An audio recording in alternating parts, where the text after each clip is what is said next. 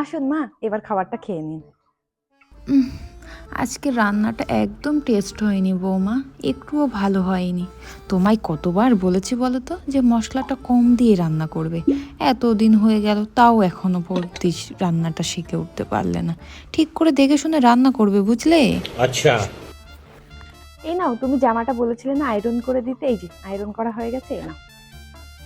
এ বাবা, কোথায় ভালো করে আয়রন হয়েছে? দেখো জামার ভিতরটা কেমন কোঁচকে আছে, একটুও ভালো করে আয়রন হয়নি। আর দেখো দেখো, নোংরাও লেগে আছে। তোমায় কাচতে বলেছিলাম, ভালো করে কাচোনি। তুমি না কি যে করো না বৌদি, দূর ভালো লাগে না।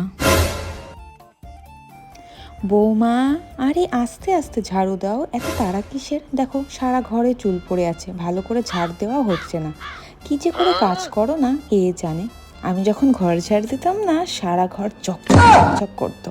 তোমার ঝাড়ু দেওয়া আর আমার ঝাড়ু দেওয়া অনেক তফাৎ। যাকে ভালো করে ঝাড়ু দাও, ভালো করে।